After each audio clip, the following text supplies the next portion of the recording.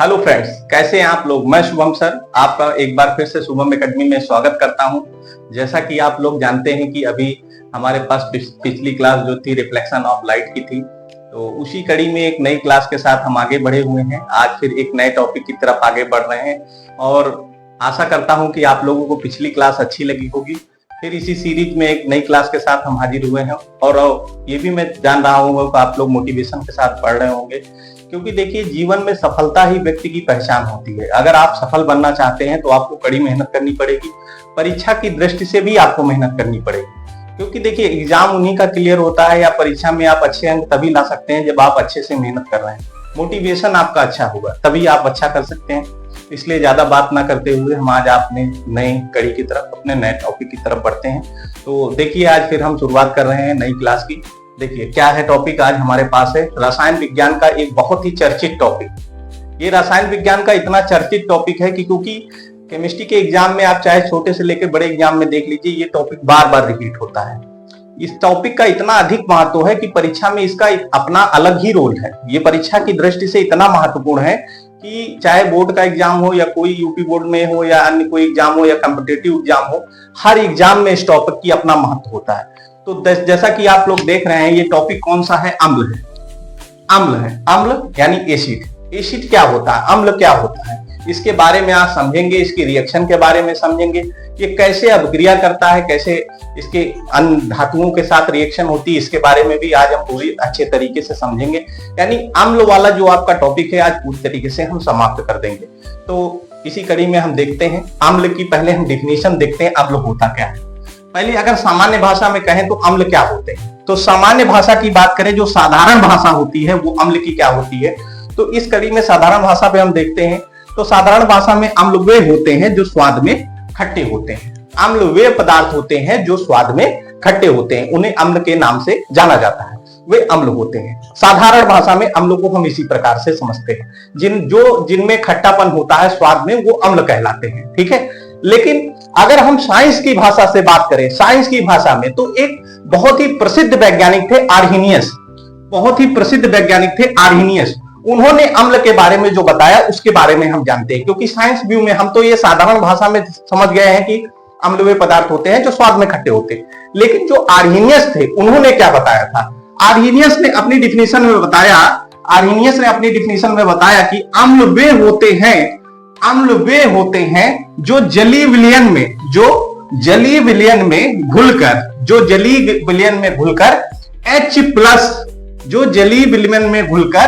H+ ion देते हैं।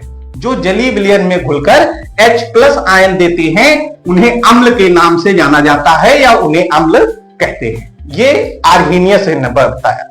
अच्छा, कौन कौन से अम्ल हैं ये भी हम लोग जान देते हैं। जो देखिए अम्ल जो होते हैं वो दो प्रकार के होते हैं। कौन कौन से अम्ल होते हैं? एक होता है प्रबल अम्ल और दूसरा होता है दुर्बल अम्ल।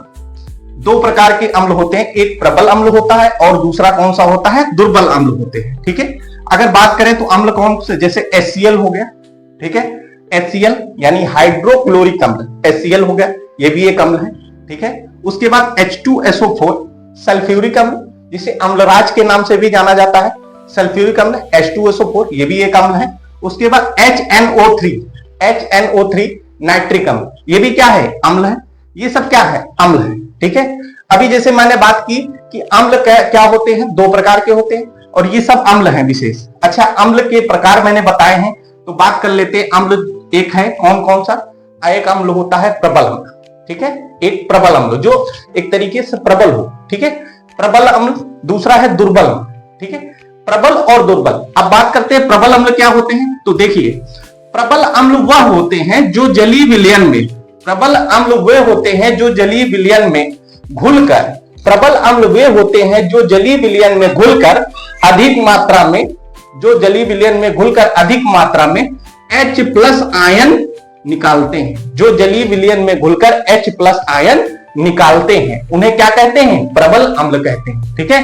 प्रबल अम्ल कहते हैं। जैसे उन्हें प्रबल अम्ल कहते हैं, जैसे HCl। ठीक है। HCl क्या है? प्रबल अम्ल है। ठीक है। HCl हाइड्रोक्लोरिक अम्ल। उसके बाद HNO3 नाइट्रिक अम्ल, ये भी क्या है? प्रबल अम्ल है। उसके बाद H2SO4 सल्फ्यूरिक एसिड, ये भी क्या है? प्रबल अम्ल है। यानी ये जो आपको देख रहे हैं ये प्रबल अम्ल है, ठीक है। ये पूरी तरीके से अधिक मात्रा में H+ आयन क्या करते हैं, निकालते हैं। इनको क्या नाम से दिया जाएगा, इनका नाम होगा प्रबल अम्ल।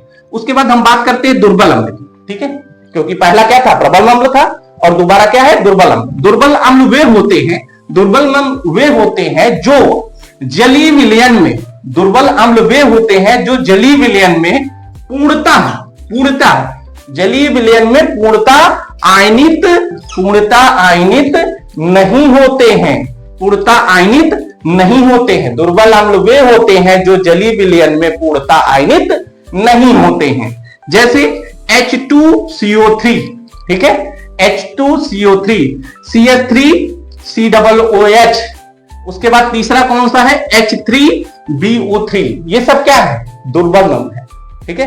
अभी हमने जाना प्रबल अम्ल क्या है, दुर्बल अम्ल क्या है, ठीक है। अब उसके बाद हम आते हैं, अम्ल एक बहुत ही एक्टिव एजेंट है, ठीक है।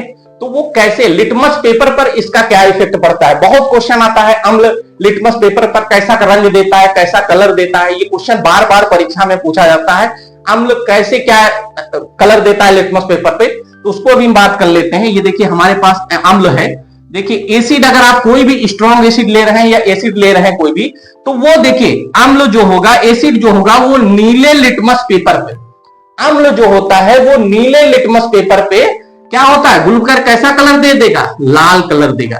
यानी आप अगर नीले लिटमस पेपर को ले रहे हैं, नीले लिटमस पेपर पे अगर आपने एसिड को डाल दिया तो एसिड कैसा कलर दे देगा, रेड कलर दे देगा। इससे इसकी पहचान हो जाएगी कि क्या है, वो एसिड है। तो ये सबसे बड़ी पहचान है अम्ल की, वो नीले लिटमस पेपर पे कैसा कलर देगा, लाल कलर देगा। ये क्वेश्चन बार बार पूछा जाता है, अम्ल नीले लिटमस पेपर पर कौन सा रंग देता है, तो कौन सा रंग देता है, लाल रंग देता है। ये आप लोग ध्यान रखिएगा, ये क्वेश्चन बार बार परीक्षा से पूछा जाता है। अब आ जाते हैं अम्ल। अभी तो हमने समझ लिया अम्ल क्या है, अम्ल कितने प्रकार का है, ये सारी चीजें हमने जान ली। अब हम इसके बारे में थोड़ा सा ये जानते हैं कि अम्ल की अभिक्रियाएं कैसी होती, अम्ल अभिक्रिया कैसे कहता है। जैसे हमने रिएक्शन की बात करना है, अम्ल की रिएक्शन अभिक्रियाएं कैसी होंगी, अम्ल अभिक्रिया करके देता क्या है, ठीक है। तो साधारण भाषा में हम देखें कि पहले हम अम्ल की धातु के साथ अभिक्रिया देख लेते हैं, धातु के साथ अम्ल की अभिक्रियाएं, क्योंकि अधिकतर अभिक्रियाएं जो पूछी जाती है मेटल के साथ पूछी जाती है। मेटल मतलब धातु। देखिए धातु के साथ अभिक्रिया जब देख लेते हैं, देखिए एक मेटल की अभिक्रिया जब अम्ल के साथ कराते हैं, देखिए मेटल की अभिक्रिया किसके साथ, मेटल की अभिक्रिया जब हम अम्ल के साथ कराते हैं तो वो क्या देता है, लवण, यानी क्या, साल्ट देता है, साल्ट और H2 देता है। यानी ठोस हमको क्या प्राप्त हो जाता है, लवण प्राप्त हो जाता है। ठोस क्या प्राप्त हो जाएगा, साल्ट प्राप्त होता है, ठीक है। ठोस क्या प्राप्त होगा, साल्ट प्राप्त हो जाएगा। यानी धातु की अम्ल के साथ अभिक्रिया कराने पर हमें लवण और उसके साथ हमें क्या प्राप्त होगी, H2 का मतलब क्या, हाइड्रोजन, हाइड्रोजन गैस। यानी हमें H2 गैस भी प्राप्त होगी, हाइड्रोजन गैस भी प्राप्त होगी जब हम इससे अभिक्रिया कर रहे हैं। यानी धातु के साथ जब अम्ल की अभिक्रिया होती है तब हमें लवण और H2 प्राप्त होता है। लवण मतलब साल्ट, वो भी कैसा, सॉलिड फॉर्म में। अब देख लेते हैं एक अभिक्रिया के माध्यम से हम समझते हैं कैसे होगा। देखिए आप लोग ध्यान से देखिएगा, जैसे देखिए ये हमने Na ले लिया, Na क्या है, सोडियम है। सोडियम क्या होता है, सोडियम क्या है, एक मेटल है, धातु है। आवर्त सारणी में इसे धातु के श्रेणी में रखा गया है। ये क्या है, मेटल है, ठीक है, मेटल है, धातु है, ठीक है। और इसका इलेक्ट्रॉनिक विन्यास देखिए, सोडियम का देखिए परमाणु क्रमांक कितना होता है, 11 होता है।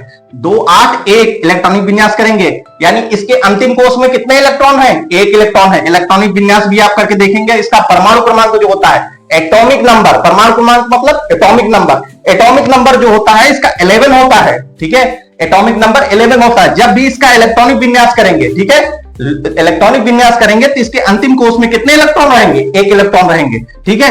तो जब हम इसकी अभिक्रिया किसके साथ कराएंगे, प्रबल अम्ल के साथ कराएंगे, ठीक है। जब इसकी सोडियम की अभिक्रिया प्रबल अम्ल यानी हाइड्रोक्लोरिक अम्ल के साथ हम करा रहे हैं तो हमें क्या प्राप्त होगा, जिंक NaCl प्राप्त होगा। क्या प्राप्त होगा, NaCl प्राप्त होगा। यानी Na+HCl की जब अभिक्रिया होगी तो हमें क्या प्राप्त होगा, NaCl।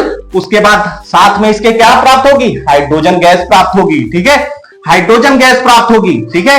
हाइड्रोजन गैस हमें प्राप्त हो रही है। उसके बाद NaCl, NaCl क्या है? सोडियम क्लोराइड, ठीक है। यानी जो Na है सोडियम और HCl की जब अभिक्रिया होती है तब हमें क्या प्राप्त होता है? NaCl, क्योंकि इसमें का जो Cl है, ठीक है, Cl पर कैसा चार्ज होता है? निगेटिव चार्ज होता है। और सोडियम पर, जैसे जो ये सोडियम है इस पर एक इलेक्ट्रॉन है, अंतिम कोष में एक इलेक्ट्रॉन, यही प्लस के इस पे देखिए इलेक्ट्रॉन चार्ज के रूप में है, तब ये दोनों आपस में अभिक्रिया कर लेते हैं। यानी देखिए अभी मैं आगे आपको ये भी समझाऊंगा कैसे ये अभिक्रिया करते हैं, अगली क्लास में ये भी आपको मैं बताऊंगा। अभी देखिए ये देखिए Cl पर हमेशा Cl जो होती है अधातु का नेचर प्रकट करती है, और Na यानी सोडियम जो है धातु का नेचर प्रकटती है। धातु तथा अधातु इस पर हमेशा प्लस चार्ज रहता है, इस पर सोडियम पर प्लस चार्ज और क्लोरीन पर माइनस चार्ज। ये दोनों आपस में अभिक्रिया करके क्या बना रहे हैं? NaCl बना रहे हैं, सोडियम क्लोराइड बना रहे हैं, नमक बना रहे हैं, ठीक है, सोडियम क्लोराइड, ठीक है, सोडियम क्लोराइड बन रहा है। उसके बाद यहां पर उसके बाद में क्या बन रहा है? H2 गैस भी बाहर निकल रही है। यानी आप देख रहे हैं कि धातु जो है अम्ल के साथ अभिक्रिया करके लवण बना रही है, साल्ट बना रही है, उसके साथ हाइड्रोजन गैस मुक्त हो रही। फिर एक दूसरा एग्जांपल दे देते हैं, यहां पर Zn ले लिया, जिंक एक धातु है, जिंक एक प्रबल बहुत अच्छी धातु होती है। जिंक के साथ जिंक की अभिक्रिया H2SO4 के साथ हमने दोबारा करा दी। ये देखिए दूसरा अम्ल ले लिया, H2SO4 क्या है? सल्फ्यूरिक अम्ल है और बहुत ही प्रबल अम्ल होता है, ठीक है, इसे अम्लराज के नाम से भी जाना जाता है, ठीक है। इसकी अभिक्रिया हमने जिंक के साथ करा दी। जब जिंक के साथ हम कराएंगे तो क्या बन जाएगा? यहां पर देखिए SO4 पर कैसा चार्ज आएगा? माइनस, जिंक पर प्लस चार्ज, तो ZnSO4 क्या बन जाएगा? ZnSO4। और यहां पर देखिए क्या बच रहा है, आप देख रहे हैं, जब ये SO4 बाहर हो जाएगा, जब ये SO4 देखिए बाहर हो रहा है तो देखिए इस पर माइनस इस पर प्लस, ये दोनों मिल गए, यहां पर बना क्या रहे? ZnSO4।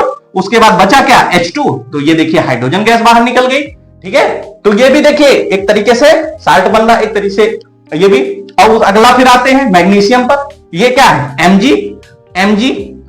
Mg देखिए ये HCl के साथ अभिक्रिया होगा, Mg की HCl के साथ अभिक्रिया करा दिए तो हमारे पास क्या बच गया?